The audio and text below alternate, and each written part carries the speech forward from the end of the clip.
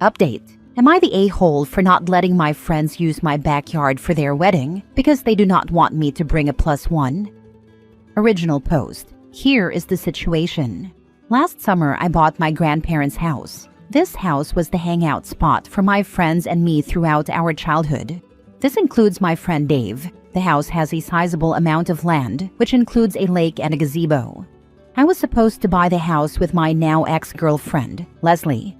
But during the process of getting approved, I found out she had massive amounts of credit card and personal debt that she had hidden from me throughout our 4 years together.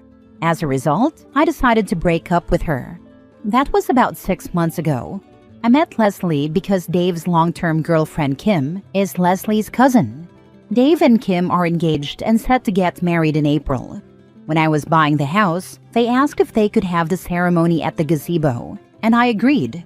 In December, I started dating again. Leslie has not taken this well at all.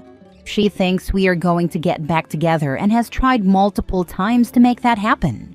I have told her in no uncertain terms that isn't happening. Dave and Kim have now asked me not to bring a +1 to the wedding for Leslie's sake.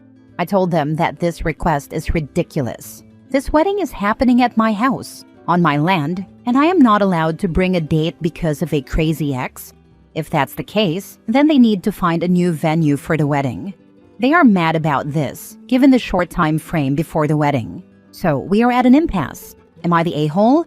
Edit. I've seen a few things brought up in the comments multiple times, so I'll quickly address them here. 1. Liability issues. I am fully aware of the liability risks, which is why I purchased, and they reimbursed me for, a special event insurance policy that provides 100% coverage for any damages, claims, injuries, etc., up to $2 million. This was one of the first things we did after I agreed to host the event at my home. 2. Guest size and facilities. The wedding will have a maximum of 75 guests, plus 5 catering staff and 5 security staff. Security is necessary because it's an open area that anyone walking past can access. The house has hosted events twice this size, and logistically, it has been fine. The property has 2 cottages, one with 1 bathroom and the other with 2 bathrooms. The only portion of my house that will remain unlocked during the wedding is the finished basement, which has 2 additional bathrooms. 3. The +1 situation. Every single guest who is not in an established relationship received an invitation with a +1, including both me and Leslie. This conversation only came up after I sent in my RSVP and indicated that I would be bringing a +1. Now, they are saying they don't want me to bring a date because Leslie blew up about it, and they are afraid of a scene at the wedding. 4. Leslie has also indicated she intends to bring a +1. I have no idea if she actually will, but she put it down on her RSVP. Now for the top comments before reading the update. They want to tell you who you can have at your own home and think it is fine.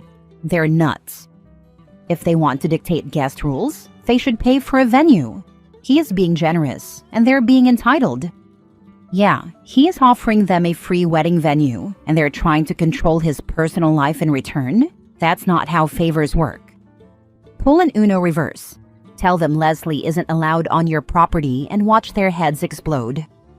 The petty part of me did absolutely consider saying, well, Leslie cannot come to my house or on my land, so it shouldn't be a problem. My younger self would have said, F that, it's my property, and I'll bring a date. Or you can hold your wedding at the local VFW for all I care. My older, more thoughtful self says, Dave, you're my friend, and I don't want to ruin you and your fiancé's day. Since you want Leslie at the wedding, I won't bring a date out of respect for you. If she brings someone, fine. Yes, it's crappy for Dave and Kim to make that demand, but it's also crappy to pull the rug out from under them this late in the game. Couples planning a wedding can get a little crazy, dealing with thousands of details and having to navigate/prevent potential drama between family members and friends. It's super stressful. I definitely sympathize with how you're feeling. But if it were me, I'd swallow my pride and just let them have their day, especially if Dave's friendship is important to you. Interesting. A younger version of me would have let them do whatever they wanted and given in to every demand. But that is no longer my view on the matter. Dave's friendship does matter to me, but he is effectively giving me the middle finger as I see it. Over the last 6 months, I have put up with all types of nonsense due to Leslie. While most people don't know all the details of what I've endured, Dave does. As a result, I have taken all kinds of nonsense from virtually everyone on the wedding guest list. People begging or pleading with me to take Leslie back or some combination of both. I simply want to have someone there so I don't have to deal with the constant nonsense, lies, manipulations, etc. that have defined my interactions with these people. Dave doesn't care about that. So, it leaves me wondering, does he actually care about me?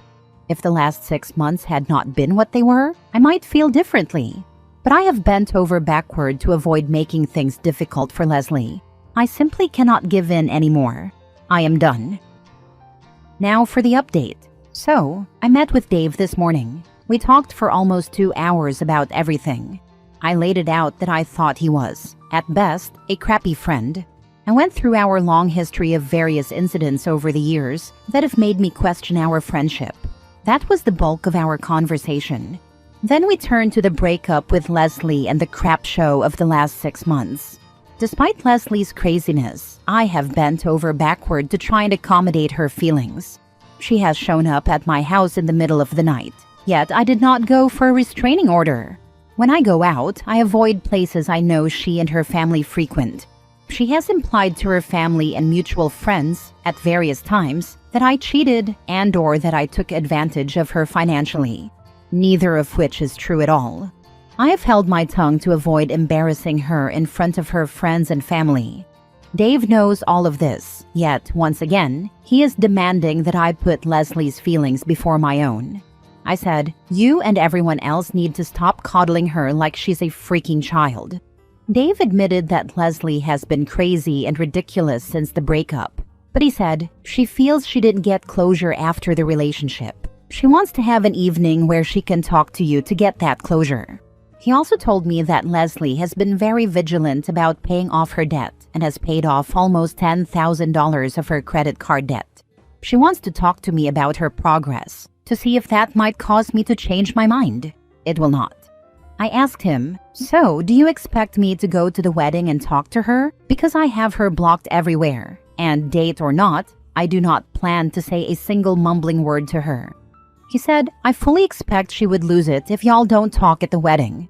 I told him, if that's the case, then for the good of my property, I can't have Leslie come. If she is so unstable that I need to be coerced into a conversation with her, then she is too unsafe to be a guest in any capacity at my home. So, I told him, based on what he just told me, Leslie cannot come to my house or onto my land. I am still willing to host the wedding, but I cannot trust that Leslie won't do something based on what he is saying. Dave lost it at this point. He yelled, F you and your I don't need it. So I said, then the wedding is off. He left. So that's the state of things. To add, the day of the wedding is not the time to get closure, and at the wedding is not the place to get closure. Your friends are okay with her hijacking their ceremony so she can sleep better at night? Yeah, that would be a big not happening, any of it, from me. It sounds like they're prioritizing Leslie's feelings over your rights as the homeowner. Sounds like they're prioritizing her feelings over having a calm wedding and reception. They expect it to stay calm because they expect OP to fall in line with whatever get-back-together plan Leslie is hatching. It's nice for her that she's paying off her debt, but she's still a liar and obviously manipulative. I'd refund Dave for what he spent on the event insurance, then host my own party on that date at my home, a people who don't want to hang out with Leslie party. I bet there'd be a massive turnout. Well, I think one of your key takeaways from this is that you need to start living your life. Stop avoiding places you normally go to. Clarify to people why you broke up, that it wasn't because you cheated, and put together any evidence of her crazy behavior so you can get a restraining order if needed. You also need to tell people why the wedding isn't happening at your place because you know they're going to make you out to be the bad guy. This times 100. OP, there's no need for you to keep doing what you're doing. The whole group, including parents, needs all the details about what happened and what is still happening. If she shows up at your house again, call the police and have her trespassed. Too bad about Dave. He sounds like a big a-hole. You are better off without him in your life. Next story. Am I the a-hole for refusing to switch seats on a plane even though a mom started crying? So, I, 27 male, was on a long-haul flight, about 10 hours, and I had booked a window seat months in advance. I get motion sickness, and having a window helps a lot. Plus, I was planning to sleep for most of the flight. When I got to my seat, a woman, maybe mid-30s, was sitting there with her baby on her lap. I politely told her that she was in my seat, and she, immediately, looked uncomfortable. She said she thought it would be okay since she wanted to sit with her husband, who was in the middle seat next to her. I asked where her original seat was. It turned out she was supposed to be in the middle seat of the row behind us. She asked if I could just take her seat so she could sit with her husband and baby. I glanced back and saw that her seat was squeezed between two big guys, and I already knew that wasn't going to work for me. I apologized and told her that I really preferred to keep my assigned seat. She kept insisting, saying, "It's just a seat," and "I'm a mother traveling with a baby." The husband wasn't really saying anything, just giving me a guilty look. A flight attendant came over because she was getting upset, and when I explained the situation, the attendant told her she had to sit in her assigned seat if I wasn't willing to switch. Then she started crying. Not full-on sobbing, but she looked really frustrated and kept shaking her head like I was some kind of monster. I felt bad, but at the same time, I had paid for this seat and specifically booked it early. The guy next to me whispered, "Good for you, man. People always try to pull this." After takeoff, I put my headphones in and tried to sleep, but I could feel the people behind me glaring. When we landed, the husband mumbled, "Must be nice to have no empathy," as I grabbed my bag. Am I the a-hole for not giving up my seat? Now for the top comments. I don't even need to read your post. Whenever anyone wants to keep their assigned seat, they are not the a-hole. I've never understood this whole concept. If I can't find the seat I need on a flight, I don't buy it and check other flights. Pretty straightforward. Exactly. The only a-holes are the ones who expect someone to switch with them. You're not the a-hole for asking, but you are for sulking when rejected. Not the a-hole. I'm a frequent flyer. Fly round trip like 6 times a year. And when that person said, "People always try to pull this," he was not lying. Someone else's poor planning is not your responsibility. On top of that, why didn't the husband man up and take the kid for part of the flight? Yeah, not gonna lie. I can't help but wonder if it wasn't that the husband bought the plane tickets cheaper this way and said, "Don't worry, honey. No one's gonna tell a mom with a baby they won't switch seats." Dad here that just bought plane tickets. Damn right, I paid more to select the seats for my family, so we weren't spread around the plane in middle seats. Yeah, it sucks that the advertised price doesn't come with seat selection and picking a seat is 20% more or whatever, but you have to suck it up and pick the upgrade. Last story. Am I the a-hole for refusing to be a prisoner to motherhood after my divorce? I, 32 female, recently separated from my ex-husband, 33 male, after years of feeling like I was disappearing. I was a wife, I was a mom, but me? I didn't exist anymore.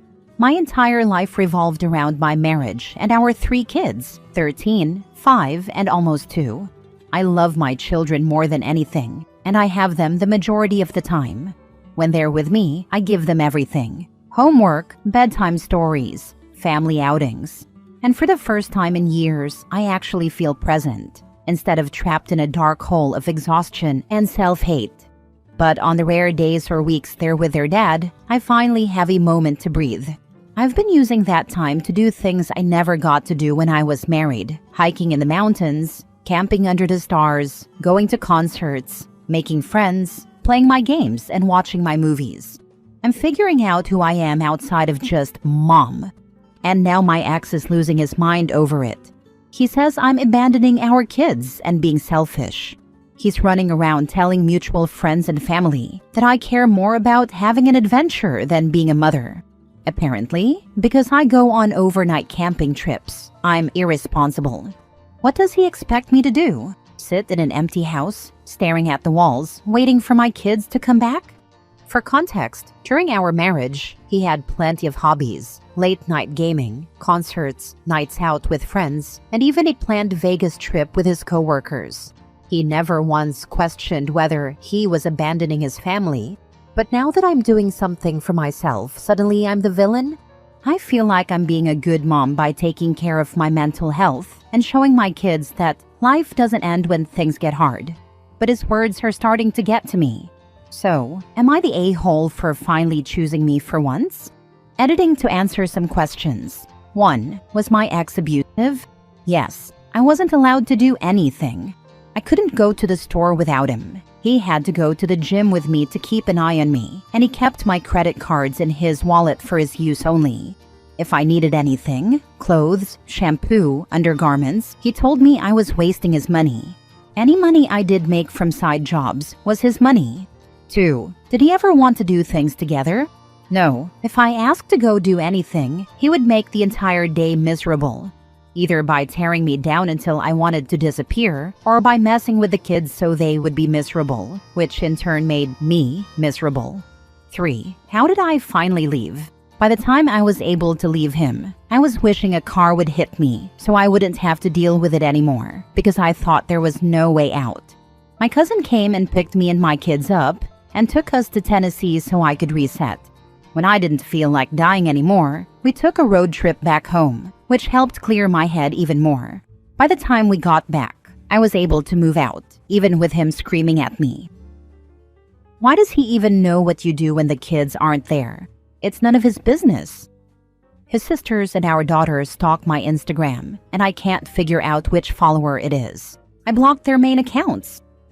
Change your settings to private then. Also, take this to a family judge and tell them you wish to give up majority custody for 50-50 time. You're not a bad mom for wanting some you time. He's only whining because now he actually has to be responsible and take care of his kids. You deserve time to hang out with friends and pursue your hobbies when you're not mothering. Your kids will see the difference too. They can tell when mom isn't happy. It is private, and I wouldn't trust him to have them more than he already does. He doesn't even pay attention to school holidays. He just asked me if the kids have school today. What does he do when you have the kids? Lives the life of a hermit monk? He still goes out and does everything he did when we were together. Even when he has the kids, his mom watches them so he can continue to do the things he was already doing. Tell everyone that piece of info and ask if they still think you are a bad parent. He is just jealous you have a life now. He probably wonders why you are divorced, lol. Oh, he does, and also blames me for everything.